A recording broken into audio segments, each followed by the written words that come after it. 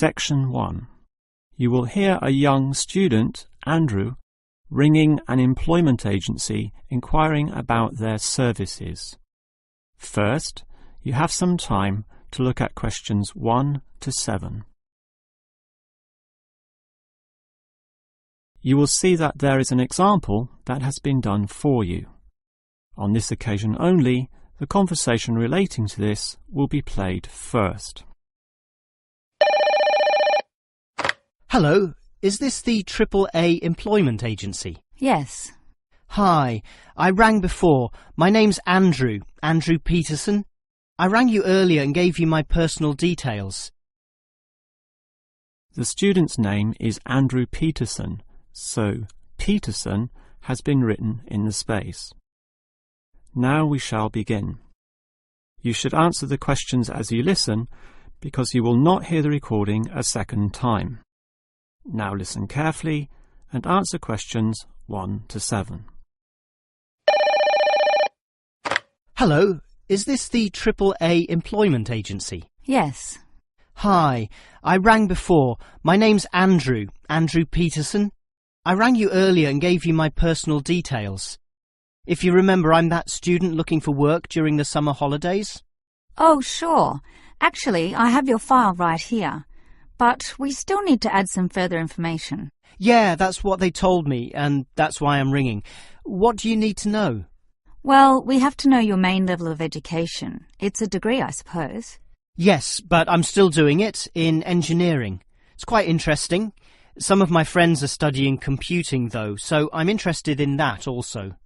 Well, I'll just write in your main degree subject, engineering. We usually have a demand in computing, though. Have you worked with computers before? No, I just do some programming for fun at the university, but I almost got a job as a computer designer once. Actually, the only job I've ever had was as a car salesman, believe it or not. Well, at least you've had experience dealing with customers. What about hobbies, though? Sometimes they can help develop useful skills. In my free time I don't do much, mostly study. I play chess occasionally at the university chess club. That's right next to the tennis courts, but I'm not interested in that. Chess helps develop analytical skills, so I'll put that down. Of course, it's your main skills that employers want to know about. What would you say they are? Well, I'm in my 3rd year now, studying electrical machines and generating systems, but I'd say electronics is my best skill, much better than, say, my machine skills, which aren't so good, actually. OK. Machine skills are in demand, but so too are electronic ones. So we might be able to find you a part-time job in that field. But what sort of money do you expect to get? Oh, anything, really. I'd want the standard payment, let's say. What's normal? 1,000 a month? 1,500? I'll just put $1,200, OK? That's fine by me. When can you start? Say, within 2 days? Easily. Actually, less. In fact, just give me a ring and I'll be able to start immediately. Although I admit it'll take me a few days to get used to getting up early in the morning. OK, that's just about it. Unless you'd like to add anything else which may help with your application? Not really. I ride a motorbike, but that's unimportant. I'm friendly, but every applicant claims that, right? I can speak another language. Ah, that might be useful, depending on the language. Is it Chinese? A Chinese speaker would go down well. Spanish, I'm afraid. You see, I grew up with some friends who came from South America. OK, I'll write that down, but I don't think it will help that much, sorry to say. Before you hear the rest of the conversation, you have some time to look at questions 8 to 10.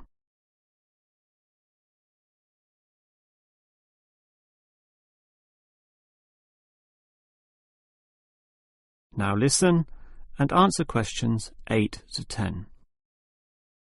Well, thanks for your help, and hopefully I'll get a job soon. But can I just ask one more question? Sure. What, basically, are employers looking for when they interview someone? Oh, many things. Being hardworking, diligent, and focused on your job is good. But surprisingly, it often means you can't see the bigger picture or provide suggestions which help the company move forward. That requires thinking for yourself, outside the box as they say, and being free of the standard ways of approaching tasks. Employers certainly value that. I guess experience must help, though. It depends. If it involved a routine job, one which didn't exercise your mind, it might not mean that much at all. But since companies are basically composed of people, it is important to be able to get along with others. There's no point in hiring someone whom the other employees don't like, right? That just causes problems. In fact, I would say that being friendly and approachable ranks far more highly than your academic qualifications. OK, and that's all assessed at the interview, right? Yes, and your qualifications, experience, and approach to the job, such as whether you can do different things, work overtime, or do long hours, is needed. But those latter qualities are pretty much standard. What may be more important is based on the fact that things inevitably go wrong. Mistakes are made and someone's got to fix them in a way that creates the least disturbance. People with demonstrated abilities to do this are certainly regarded highly. I see. That's very interesting. That is the end of section 1. You now have half a minute to check your answers.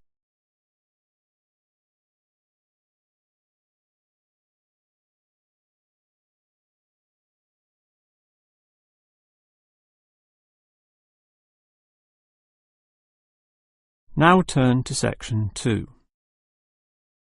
Section 2. You will hear the manager of the fitness centre giving information about the centre to some new customers. First, you have some time to look at questions 11 to 15.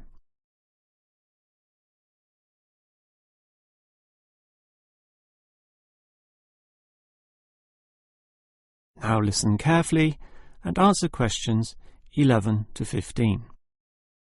Hello everyone, and welcome to the Fit for Life Health Centre, a place which, as the name suggests, is not just for short-term solutions, but rather intends to put you on a sensible and achievable footing for the rest of your life. And that's how we're different. For example, we could immediately put you on a harsh exercise program, expecting you to work out every day, but such a plan would see you quickly lose interest.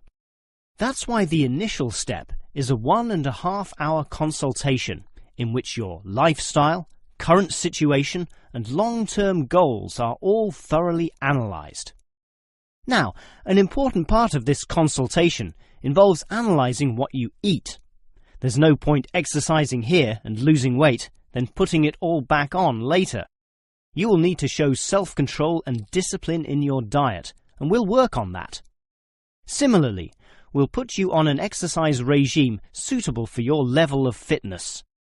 So that will involve a test where we will take you through some activities, then measure your heart rate and blood pressure to determine how fit you are. This will be monitored during every subsequent consultation, along with your exercise schedule, and that occurs monthly and not half-yearly, as with many other centres. As to our actual exercise machines and programs, you will have to decide whether it is muscle mass, stamina, or general fitness that you want to develop. Think about which of these 3 you want to target, and we'll design a specific program for you. But remember, bulging muscles aren't necessarily suitable for everyone. Sometimes it's better to think in terms of 2 simple concepts: muscle definition and stamina, or, if you are female, being fit and healthy, in both mind and body. Before you hear the rest of the talk, you have some time to look at questions 16 to 20.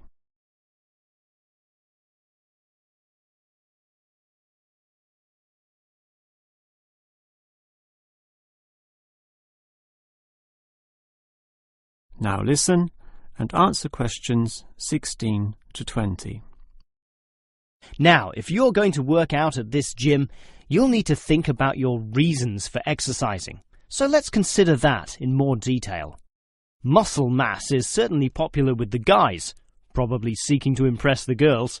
And with muscles comes the confidence to do that, right? Well, for that, you'll need our high-stress weight units, where pumping iron is all the rage. Moving on to other benefits, one of the main ones is beating the tension of life, right? and the longer the exercise is, the greater the rewards in this respect. Thus, playing squash can certainly help, and so can swimming. But what's much better, as every jogger will tell you, is their activity.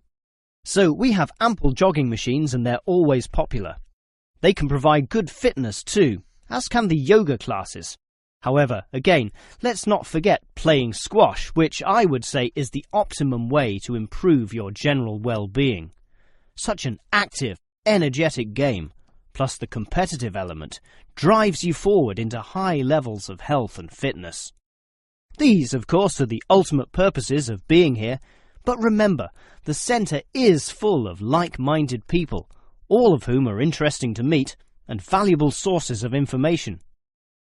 The yoga classes have a pre- and post-meeting session, so you'll certainly meet others there, although they'll all be yoga enthusiasts, which limits the range somewhat. But whether doing yoga, swimming or exercising, everyone showers, right? So those facilities are where you'll hear all sorts of interesting conversations and really get to know people. Not like the front desk area, which is mostly empty as patrons go immediately inside to do their exercise. Of course, the front desk can answer all your questions and has information brochures and such like, but for knowing more about a greater variety of subjects and community concerns, look at the notice board in the yoga studio, where there's a huge array of papers, leaflets and articles, all for you to read and consider. That is the end of section 2. You now have half a minute to check your answers.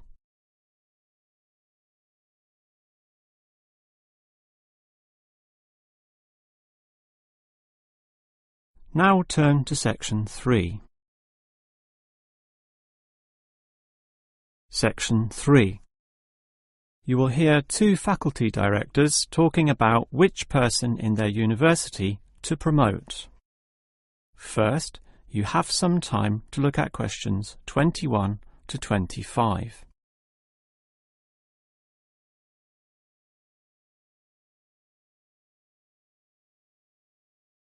Now listen carefully and answer questions 21 to 25. OK, we've got to decide who to promote to leading education officer. Someone from the arts faculty, I suppose. Well, it can be from any faculty, since the position requires more general skills. Handling personnel, settling disputes and motivating them to focus on the task. It was the last position which involved computer knowledge, not this one. Surely computer knowledge would help. So too would knowledge in the arts. Sure, it would help, but the key criterion is being able to direct the staff appropriately. So it doesn't matter then from which faculty we select our candidates? Not really, but I've already looked at those from computing and rejected them all.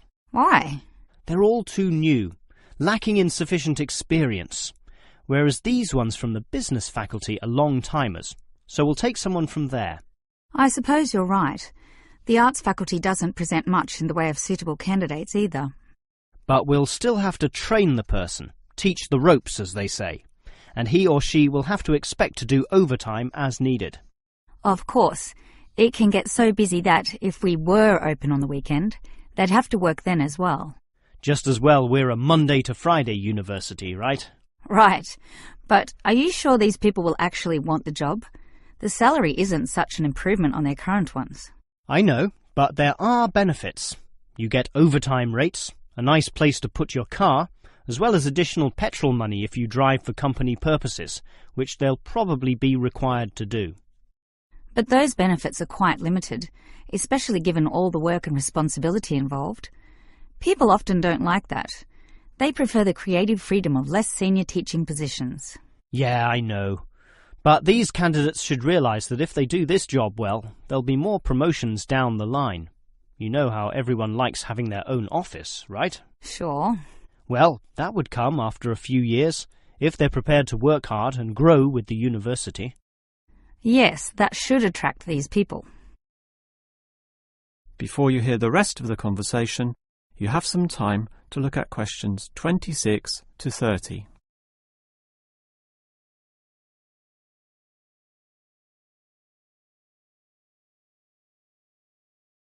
Now listen and answer questions 26 to 30. Well, that's enough talk about the job. What about the actual candidates? How many do we have? I've narrowed it down to 4.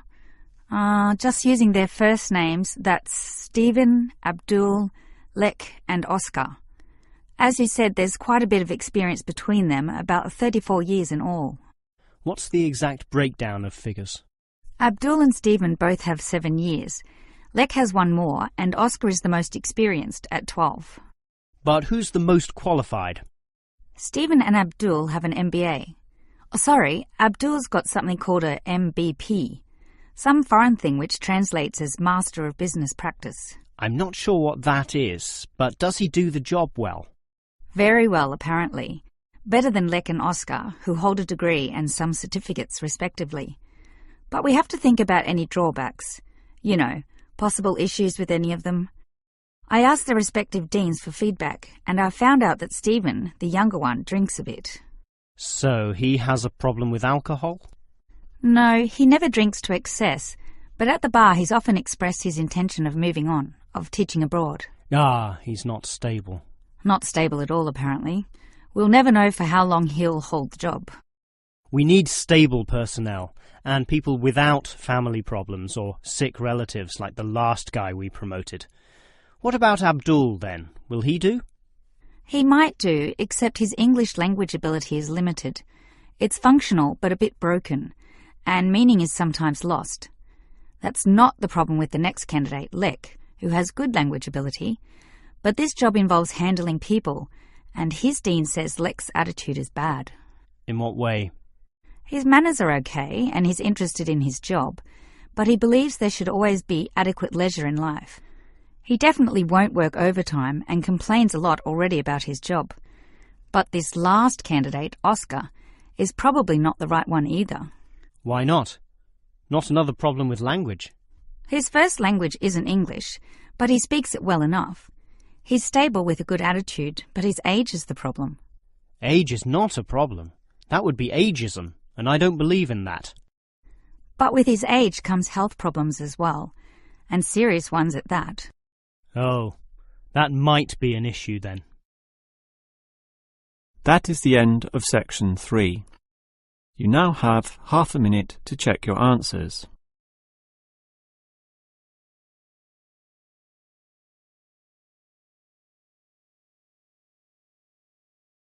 Now turn to section 4.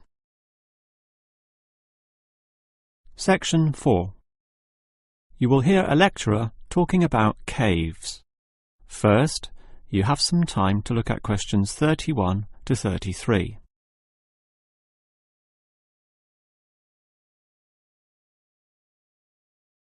Now listen carefully and answer questions 31 to 33. If there is one natural feature which has long fascinated man, it is caves, those natural underground spaces into which people can enter.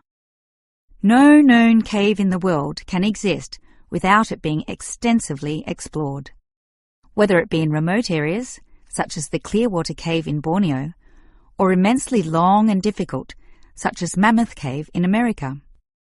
Or perhaps the most challenging, those caves below the water table, full with water, in which case the exploration is known as cave diving. Whatever the case, if the caves are known, as complex and difficult as they usually are, they will be explored. The formal name for the study of caves is speleology, and involves many disciplines such as chemistry, geology, biology, and cartography, or the science of making accurate maps, since the largest caves can be hundreds of kilometres long and highly complicated. If the exploration is just for fun, the activity is known as caving. But with the difficulties and dangers involved, the average caver is often involved with one of these speleological sciences. As for the number of caves in the world, research suggests that only a fraction have been found and documented, mostly in the areas in which caving has long been a popular activity, such as in America, France, or Australia. China, for example, has huge areas of limestone bedrock, prime material for cave formation, and logically must contain among the largest number of caves in the world. Yet only few are documented due to the lack of interest in caving there. Thus, as exploration continues, new caves will be discovered, and it is likely that the numbers could radically change in the future. Before you hear the rest of the lecture, you have some time to look at questions 34 to 40.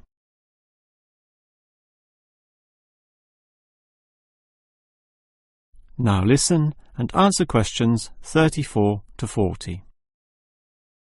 With caves being such mysterious and intriguing places, the obvious question concerns how they form.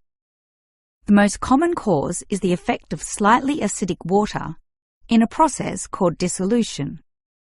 Here, water seeps into the ground and down through rock masses. If this rock is soluble, the water dissolves some of it, and over time, the passage expands to become a cave or cave system. The largest and most common of these involves limestone, although other materials are possible, including gypsum, marble, and even salt. Now, if the cave is formed at the same time as the rock, it is called a primary cave, and the most common of these are lava tubes. When lava from volcanoes flows downhill, the topmost surface cools and solidifies first, leaving the hotter lava to continue to flow beneath. If most of this eventually flows out, a hollow tube is left. The country, Iceland, has some excellent caves of this type, and even far-flung Australia has a few. Finally, there are sea caves, formed from waves pounding into coastal cliffs and eroding into fault lines or softer rock. These caves are usually the shortest, about 50 metres at most, since the erosive action of the waves can only reach a certain distance. However, it is limestone caves which will always be the most interesting. This is due to the presence of limestone formations. As the groundwater seeps downward through the ceiling of the caves, it encounters a different pressure and temperature, causing it to deposit a small amount of its dissolved calcium carbonate. Over time, through the action of millions of drops, this deposition process results in ever-growing masses, known as stalactites, if hanging from the ceiling, or stalagmites, if growing from the floor. Alternatively, the water may flow over a large surface of rock, forming flowstone, and with other sorts of processes, can result in beautiful milky white formations of astonishing complexity. One of the best examples of this, as well as of what surprising discoveries may yet await, is the Lechuguilla Cave in New Mexico. In the 1950s, some cavers heard the sound of wind underneath some large boulders on the cave floor, a clear sign of a deeper passageway. It took until 1984 for a group of cavers to gain permission to start digging, and 2 years later, in 1986, they broke through into a walkable passageway, unlocking one of the longest cave systems in the world, the deepest in America, and some of the most beautiful formations ever found. Unusually, many of these were yellow with sulfur, suggesting that the caves were a result of hydrogen sulfide from nearby oil deposits.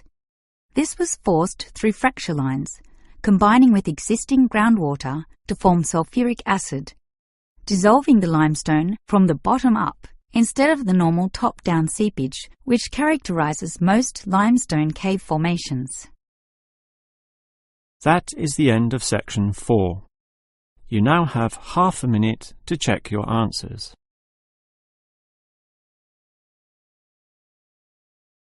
That is the end of the listening test.